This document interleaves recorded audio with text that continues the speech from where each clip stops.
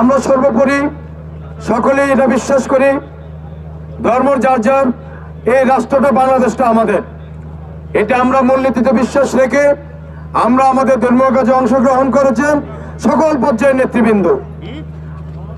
বাংলাদেশ জাতীয় দল বিএনপি আমাদের ভারপ্রাপ্ত চেয়ারম্যান জনাব তারেক রহমানের নির্দেশক্রমে এবং আমাদের দেশনেত্রী বেগম খালেদা জিয়ার আপসীন দেশনেত্রী খালেদা জিয়ার নির্দেশক্রমে আমাদের সকল বিএনপি সংগঠনের সকল স্তরের নেতৃবৃন্দ, সহযোগী সংগঠন সহ সকলে আমাদের এই প্রতিমা বিসর্জন ঘাটে আমরা সদা প্রস্তুত।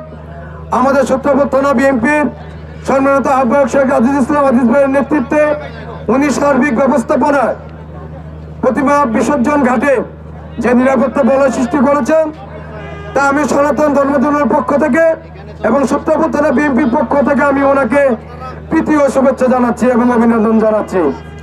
আমরা চেষ্টা করব আগামী বছর আবার দেখা হবে, আগামী বছর যাতে এর থেকে আমরা আরো বেটার করতে পারি। আপনারা সবাই আশীর্বাদ করবেন, দোয়া করবেন আমাদের ভাইয়ের জন্য। আমরা সবাই সর্বদা মিলেমিশে যাতে এর থেকে আরো বেটার করতে পারি। সবাইকে ধন্যবাদ।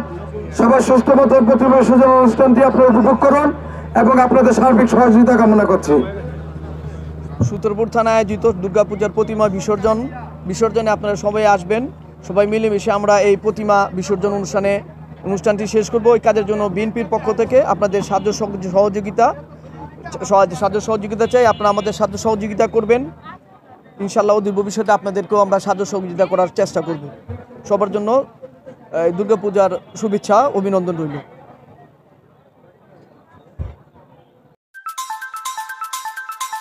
আপনারা দেখছেন চ্যানেল ওয়ান বাংলা টিভি, সময়ের সাথে এগিয়ে চলা।